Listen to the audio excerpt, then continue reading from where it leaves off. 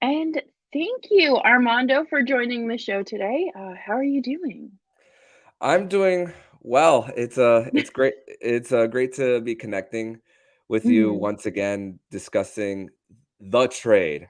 The One year, trade. the trade. 1 year later, and it we think about what these teams were prior to the trade, cur- um, after, and projecting to the future and all that. This, which is something we're gonna get into in today's special crossover edition of Locked On Panthers and Locked On Flames. And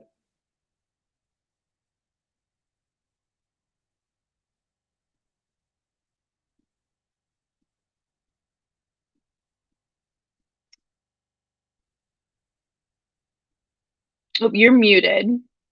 my bad. I want to go back to this point 1 year ago where the news happened, where you first heard the news versus what happened after. I don't personally remember where I was when I first heard the news that Matthew Tkachuk wanted out Mhm. of Calgary. But I do remember where I was when the trade officially happened. You actually tweeted a few days ago Yeah. where you were when you heard the news that he wanted out. Talk about that. Y- Yeah, so I was in Lake George, New York on vacation with my family, and we were at Six Flags Great Escape, and we were heading from the theme park to the water park. So I like checked my phone after changing or whatever, and I just see that like Tkachuk has basically requested a trade, and I just had to go about my day as the trajectory of the Flames franchise and my show did not just drastically change. But where were you when it all happened? Well, it's funny because I I I went back to actually my episodes from last year as well. Actually, last night, uh, to to go back to what I said then, and my again, I don't remember where I was when I first heard the news of him Mhm. wanting out, and I was listing all the teams that he wanted to go to, um, which was St. Louis, Vegas was one of them as well, Dallas and Florida. Those were the four teams that were listed, and I said that St. Louis was most likely the destination because of the history with his dad and all that Right. stuff. And I said at the time, I don't. How do they pull it off with with who the rumors of Huberdeau possibly going the other way? And I'm like, I'm not sure if the Florida Panthers are willing to do something like that. And boy, was I wrong about it. But the way I heard about it was I was getting ready to go to bed because this trade Yep. happened at around 11:20 p.m. Eastern time. I got a missed call from my Wednesday guest host, and I ignored it on purpose because I had a 10-hour shift the very next day. Oh So, no. so and then I make the mistake of checking Twitter after like 20 minutes of it, and then that's when I heard about the trade, and I said, "Oh, that's why he called me to Yeah. tell me all about that." And I went from possibly going to sleep 30 minutes later after that original missed call to staying up for 3 hours just checking Twitter, seeing the reaction from fans, getting on Twitter Yeah. Spaces with one of my fellow podcasters, Kirby Loophole of the FLA Cats hockey podcast at the time as well. Just jumping on there and just being shocked and just and then some of the and then we see the next morning Mhm. all the fans on Twitter or even the media members on Twitter who were asleep when all of that happened because it happened on a Friday night too. Not Right. everyone goes out to bars and No. drinking on Friday night. Some people have jobs the next day, so it's crazy to think that how many people were asleep when it all happened. Yeah, no. I went to bed early because, I'd come home after vacation, I was tired, and just I was like, It's Friday night, like, there's no way, like, anything's gonna happen. I'm gonna go play Animal Crossing and go to bed." An hour later, my boyfriend comes storming into the bedroom screaming, "Matthew Tkachuk to Florida!" And I'm like, "What? What are you talking about?" And then the, return was kind of still being worked out, but I know that, obviously Huberdeau was the first one, and I think, uh, a first round draft pick or whatever it was. And then, like, I get up, I run over to my computer, I'm refreshing everything. I was shocked to hear that it was McKenzie Weegar also coming over. I feel like that's kind of lost sometimes. Mhm. I just That's such a huge return, but no one was going to top that.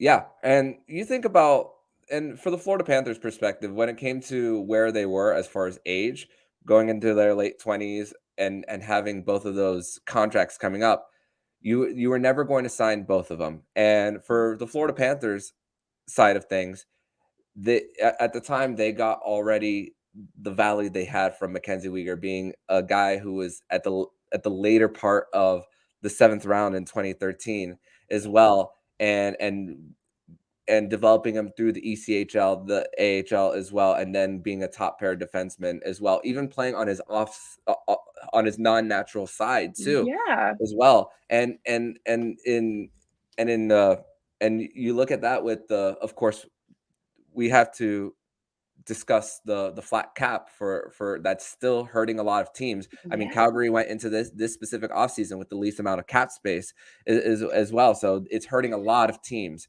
right now. Uh, and just to make that work with both Huberdeau's and Uyghur's salaries, I mean, Huberdeau's contract also went from a no move clause to a modified no trade. And that's when Bill Zito at the time took advantage of that and just yeah, the waiting game and not knowing when someone like Kachuk would be available. And then it's an opportunity that he felt that he couldn't really pass up. And of course, for the Florida Panthers side of things, the getting younger part of it as well. And right. that was a year where the the Panthers were already coming into the year with a whole bunch of dead cap on their roster. They there's a lot of there's a lot of not a little bit of criticism on the Mackenzie Weegar part of the trade too, Mhm. because what's the blue line gonna look like in the year coming into it, and that's where you say, okay, Gus Forsling is ready to take that next step for the Florida Panthers, being a top pair Mhm. defenseman. That's you feel like this guy's ready as well. And of course the Panthers in their future, they're gonna maybe have to make a decision on Sam Bennett if they think Anton Lundell is ready too. So this isn't the Right. first one. This is not just the first step in the Florida Panthers is uh when it comes to evaluating who they think is going to be ready in. And I said this on yet my yesterday's show. Smart GMs get rid of a guy a year too early versus a year too late, and they feel that he You felt mean that way with Huberdeau and all that. you mean they don't let them walk for Yeah, nothing? don't let them And walk for nothing. wow, So that's almost like I Gaudreau. feel like general manager 101. And I Mhm. hate when people like try to like Monday morning quarterback trades and everything, but like to me, with the few critical thinking skills I have, that one jumps out. Like you don't do that. And the Flames are in a similar situation next summer, or I guess technically this summer too, trying to trade some of their pending UFAs. But it's with a whole nother general manager. And I don't know. I think that the Flames kind of they shot themselves in the foot so many times last season. I'm shocked they still have feet, but I think that this is just something that they're going to have to work out. The cap space is something we're just going to have to hope and do a run a hail mary or whatever they say for football. No doubt, and it's something that Craig Conroy has a Hmm. very difficult job at ahead. And actually, let's discuss this more in segment number two here, Yes. as the Florida Panthers and Calgary Flames were both fighting for playoff spots towards the end of the season. One team, of course, made it. One did not. But we'll discuss more about that. Jonathan Huberdeau's struggles, all next here on this special edition of Locked On Panthers and Locked On Flames. But first, Jess, tell us all about FanDuel. FanDuel is where you can take your first swing at betting Major League Baseball and get 10 times your first bet amount in bonus bets up to $200. That's right. All you have to do is bet 20 bucks and you will land $200 in bonus bets win or lose. That's $200 you can spend betting from everything money line, where Shohei Ohtani is going to land, and who you think is going to hit the first home run. All on an app that's safe, secure, and super easy to use. Plus, when you win, you can get paid instantly. There's no better place to bet on Major League Baseball than FanDuel, America's #1 sportsbook. So sign up today and visit fanduel.com/lockedon to get up to $200 in bonus bets. That's fanduel.com/lockedon. FanDuel, the official partner of Major League Baseball. And thank you everyone so much for tuning into this very special crossover of Locked On Flames and Locked On Panthers. You can find both our shows on every podcast platform as well as YouTube. We love hearing from you in the comments, and let us know where you were when this whole shindig went down, because this is like, I'll never forget where I was. Yeah, for sure. And it's it'll something that will be ingrained in my memory for the as long as I have a memory, for sure. Seriously. As long as that. But let's just talk about the season that was for both Calgary and Florida. Both went through, both superstars, and Tkachuk and Huberdeau went through different head coaches, going into new systems. The Florida Panthers were dealing with a new head coach after letting go of Andrew Burnett after winning a President's Trophy. Jonathan Huberdeau was going into a situation where he was flying cross country, sunshine to a lot of snow. Even changed his car that he had. He had a Yes. picture of the local dealership there for a certain truck that would be great for driving in snow. I mean, I've never driven in snow. I've only been a passenger, and that's not 10 out of easy. 10 don't recommend. Yeah. So I hope to I hope that if I am in that situation, that I will be able to deal with it well. And really, for the frustrations of Huberdeau and the relationship with the coach and Daryl Sutter at the time, I remember there was this one specific quote about why did Huberdeau have to go to the locker room. Is like, Yeah. oh, he had to take a blank. Yes. Fill in the blank.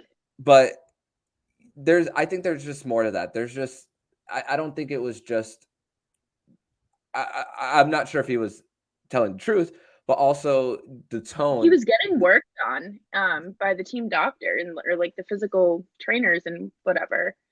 Like, he was hurt, and Sutter just like made a joke out of it, and that rubbed Huberdeau the wrong way, especially for it to happen so early in the season. Allegedly. This is just what I've heard. Yeah, and then being demoted to the third line at points in the season as well, when this is a 115-point player as well. I know he's Yeah. getting acclimated to a new system and all that stuff, but you know, when you think about exit meetings as well for Calgary, there was a lot of a common denominator that was going on there as well about what the relationship was with the coach, and all that. And yes, a lot of the problems for Calgary were the goaltending as well. It's not all on Right. Huberdeau. I know there was a 60-point difference as well, but there one common denominator is how former Florida Panthers prospect Jacob Markstrom played in the season as well, being a Vezina Trophy finalist to what happened. And Dustin Wolf is knocking on the door there over in Calgary as well. Right. So there's a lot of pressure going there, and also turnover. I spoke about Craig Conroy earlier. Ryan Hutska is also there as well. But those are both internal hires. Do you think that they made the right decision with internal hires based on who they worked under, or is it just kind of a staying the course with so much uncertainty, with so many of the expiring contracts possibly wanting out? I think that it is a combination of like all of this. There were so many moving parts to last season that has obviously led up to now and the decisions that lie ahead. But I do think that it made a lot of sense to hire somebody that has been within the Flames organization for like 10 or 12 years and learning, because not only are you learning what to do and how to navigate things, you're learning what not to do. And that is something that I think there was a lot to learn and plenty of mistakes to learn from in, Craig Conroy's like front office years before he was a GM. And I I knew that they were either going to hire Mitch Love or Ryan Huska, and I think that either of those choices would have been great. Obviously, they hired Huska, and Mitch Love went off to the Capitals, and the way that it's working, it feels like they're doing it for comfortability, and I'm okay with that. I think obviously when you start getting too comfortable, you're not really holding people accountable because you're afraid, because you're friends, whatever. But it definitely feels like this is a step in the right direction management wise, like behind the scenes and I guess technically on the ice too. But bringing in someone like Mark Savard to help with the assistant coaching and just beefing up the offense that was not there last year is very important. And I really just want everyone to feel better than they did last year. And I know that's like, oh well, you should like want them to be competitive. Yes, but there's also like the human aspect to this of Mm-hmm. like, could you imagine moving from sunshiny Florida to like Syracuse, New York, where there's 8 feet of snow in the dead of winter, and like you don't know anyone. There's not much to do. Well, I guess Syracuse. Okay, like there's really not much to do in the winter. There's just it's a whole new change of life, change of pace, and everyone is kind of angry at their like it's not fun going into a work environment where you hate your boss or Mm-hmm. your boss is going to pick on you and stuff. Like that's not fun. I think things are going to be a lot different this year. Yeah, and even if their record is what it is this year, it could be a step in that right direction, knowing that Mhm. the going to work at ease is something that will give a possibly better impression. And I know, and yes, we know about the rumors of people wanting out, and there's still a standstill. Basically, if Elias Lindholm is even going to sign long term, we heard the reports of him getting reportedly being offered a long term deal as well as well. But it's a big difference when going in and yeah, the arena situation is what it is as well, Yeah. which also kind of maybe is depending on whether they like playing where they. I mean, Panther in the Yeah. Panthers side of things, it's more of location. The arena's great. It's Yeah. just location. It's just location that a lot of people have issues uh with, but also about for Jonathan Huberdeau as well. For him, he doesn't stop training. He's always posting about his training as well. Always. He had his charity golf tournament this Yep. summer in Quebec as well, raised like 350K. I don't know the exact number, but a lot of Yeah, it money was a for that too. lot. So he's involved in the community. He's smiling. He loves his mother, which is I think very. that's so sweet. So it's So it's it's definitely something definitely that I'm cheering for someone like him. And let's also talk about what he said in his exit interview, which he didn't lose his talent all of a sudden. no, that's the So thing that is driving me crazy. People are like, "Well, Huberdeau fell off." He did. Yes, he fell off, but he like tripped over a rock while riding his bike. He's gonna mhm, get back up. He's never going to be a 115-point player again. I'm confident in saying that, just because of the way the Flames roster is assembled. But he is still able to produce and put up points. Like that didn't just go away. And mhm. people are just like, well, once it's gone, it's gone. No, it's not. Yeah, Playing on your off wing and clashing with your coach, who is probably going to use that as like, uh, retaliation. He's setting you up to fail. yeah, and that's really a hard adjustment period Yeah, for someone who said he lost his confidence but not his talent. Big difference between the yeah, two sides of things. And for Matthew Tkachuk, on the Florida Panthers side of things, he was the team wasn't playing well, but he was still producing points. At times, he was averaging 2 points a game for a little while, even just to keep the Florida Panthers afloat. And he was the one guy that when Paul Maurice went on an epic rant in Toronto back in March, he was the only guy who was looking straight in the eyes of a coach. And of course, that's a lot of learning from his dad Mhm. too. So Oh, yeah. it's a difference, but when you're possibly bringing in a second generation hockey player in the mix who has been in locker rooms as well from the time he came out of Yeah. the womb as well. And also the outside noise of what these guys hear about. I mean, even when the Panthers were underdogs in every single Mhm. series, that's just a fact. Matthew Tkachuk saying we don't care what people think, and Right. I that there's very few quotes that I take at face value. Right. That is one of the few ones that I took because it proved in their play. They and even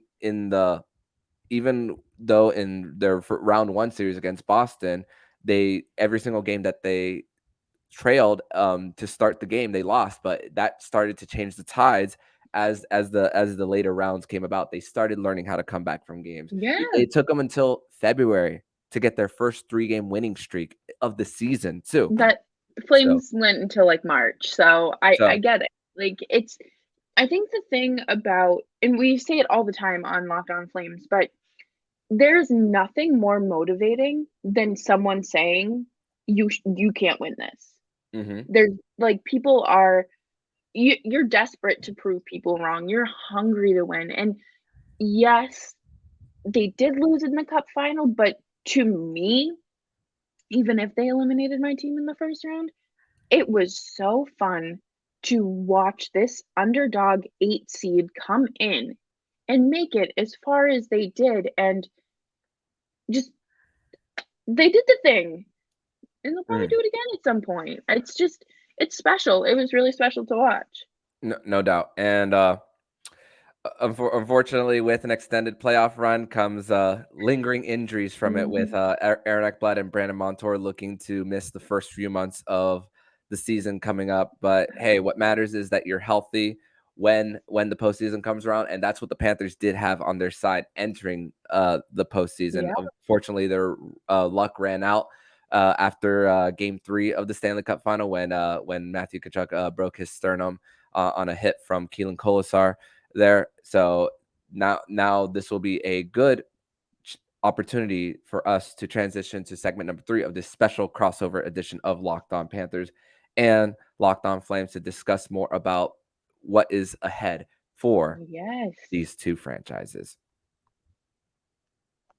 In your mind, what is your hope for the first month of the season for the Panthers? Or maybe up until, like, winter break, like, Christmas break, I guess. So my hope is that Paul Maurice plugs in the right holes as far as how to put the deep pairings together, Mhm. as far as Ekblad and Montour being out, and chances are we're going to see Oliver Ekman-Larsson be part of the first pair at least to start, and That's there's some. right, I forgot about Mhm. that. Oh my OEL god. is with the Panthers. Dmitry Kulikov is back in the mix with the Cats as well.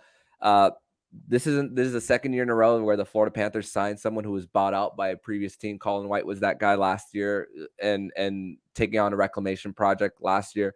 This time it's Mike Riley on the deep pair, Mike and Riley, they high sticking king. yeah, and they signed a flurry of left shot defensemen Mhm. for their roster this year, and that's really what's hoping to hopefully keep it together when these guys are ready to come back. And of course, Spencer Knight is looked to be back in the Yeah. mix. We don't know if he's going to start in the AHL or the NHL. They did sign Anthony Stolarz, so it's very important to have that third goaltender, whether it is Spencer Knight or Anthony Stolarz. Still, they did get bigger. They did get tougher, at least on paper, as far as getting Duclair out, bringing Steven Lorentz to be on probably on the fourth line. Evan Rodriguez, who is a late bloomer in his career, he was a guy Mhm. who can be plugged on Barkov's wing as well, or maybe even the second line as well. But for Calgary's for Calgary, you, we I spoke a little bit about Tyler Toffoli getting traded to the New Jersey Devils and all that. really the only one who's been granted the request that he's wanted. And that pick, I believe that they traded for Sam Bennett originally, was traded back to the Calgary Yep. Flames as moving parts there when they first got Tyler Toffoli as well. But for the Panthers, at this point, they don't care about first, second, or third in the Atlantic or even wild card. We saw that with this season. What matters for them Yeah. is being healthy. And at this point last year, I was comparing the two windows for the Florida Panthers and the Calgary Flames. I mean, Calgary made it to the second round for crying out loud two seasons Yeah. ago, and you were losing Gaudreau and Matthew Tkachuk. And that was a move at the time that Treliving felt that was avoiding a rebuild. Not saying that not and it can be justified as well. I'm not Right. saying that it's the wrong move neither. You were going to go from possibly no window to a small window there. The Panthers were going from a small window because if they kept Huberdeau and Weegar, their window Yeah. might have been like 2 years at most with this. Matthew Tkachuk extends that and going to a Yeah. Stanley Cup final in year one. But I got to ask you, with Yeah. last year I said no window to small window. Yeah. At this point, is there even one at all? It's cracked. It's cracked open. There's a slight breeze coming through, but no, like their window right now is there's just a window frame. There's really no window. I would say they're trying to reopen their window by bringing up a lot of their younger guys, like Jacob Pelletier, Matthew Coronado, Dustin Wolf, and but my biggest concern is the defensive depth. I just I, this team is in a very frustrating position, and they, in my honest opinion, they cannot afford to re-sign Elias Lindholm. He is going to be too expensive, and he's hockey old, and the contract will be, pushing him into his late 30s, and they already have that. They're already doing that with Huberdeau, Weegar, and Kadri. Kadri. Why? You already have too much money, not too much money. These players deserve their paychecks, but you have enough money tied up, especially with a flat cap. Just can you please just go out and trade for like something legitimate? Mhm. They did that last year, but do it again. Yeah, and I'm not sure what the assets for Calgary looks like at the top of my head, but Hmm.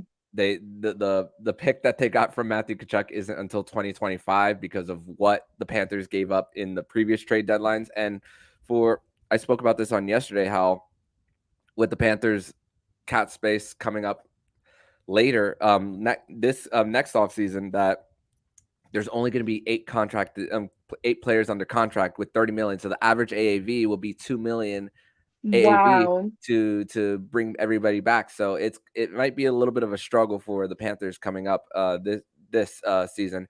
But also you got to consider what Craig Conroy in his very first season under GM, and taking away the attachment of Brad Treliving's Hmm. trades and signees as well, and putting his own staple. What does he do? What does he do about a Noah Hannafin, Nikita Sidorov as well, which the Panthers Right. were somewhat in on Hannafin a few weeks ago, but looks like that conversation is going to be delayed, possibly for trade deadline for the Panthers, or even maybe if he hits the open market as well, Hmm.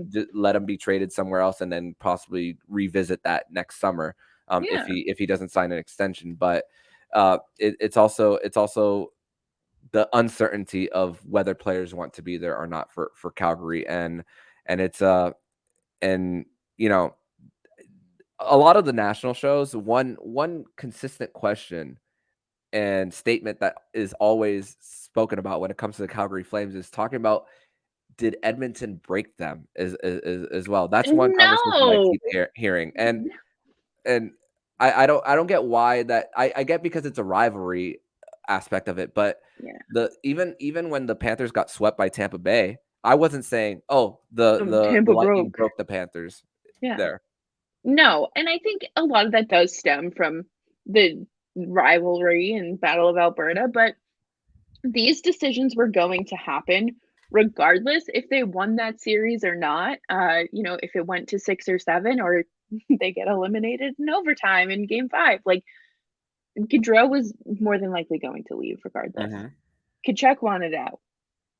Uh, you can't just base this on like those final seconds of the game. There were obviously a lot of things that go into this.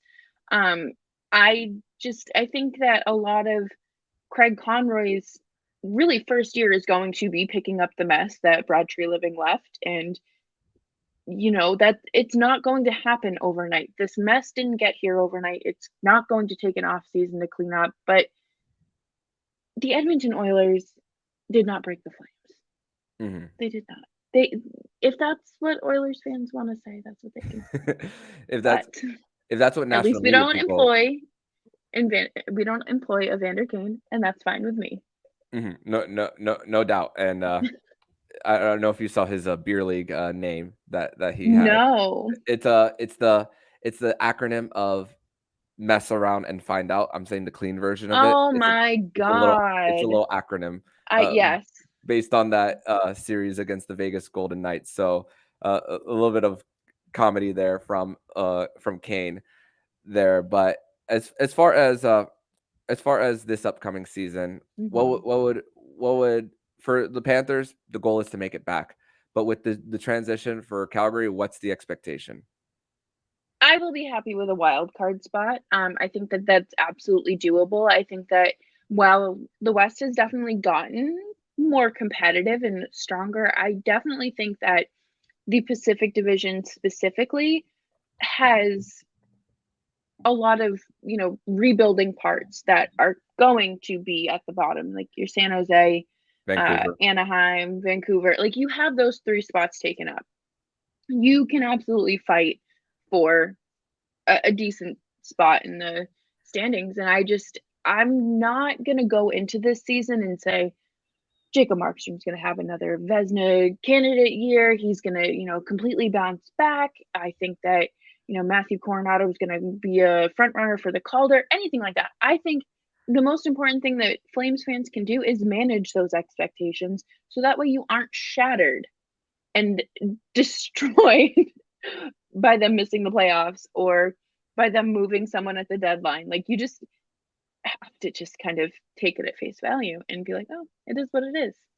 Yeah, so and knowing that possibly what you can get back in a trade as Yeah. well, and use that as something to get someone else in a later trade deadline if the upcoming years are in are you exceed expectations as well. Hmm. That could be something to flip around as well, especially if we're not seeing the cap rise at the rate that we hope to want in the upcoming years. But Jess, I want to thank you so much for joining me on this special crossover edition of Locked On Panthers and Locked On Flames to discuss the trade, the big trade that Yes. shocked the NHL world.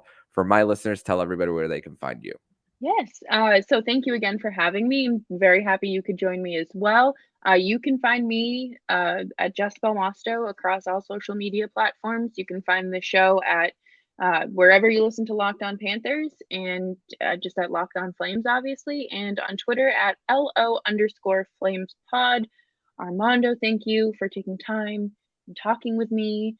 You're kind of on the better end of this trade, so it's probably a little bit more fun for you.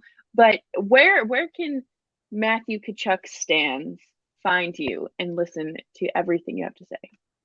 Yeah, this crossover was never about saying, "Ha they got the No. better part. You did not." This was No. not about it. It was just to discuss just the state of both teams and just really document the history behind two 100-point players being traded, just like Mhm. Gretzky and Jimmy Carson back in the 80s.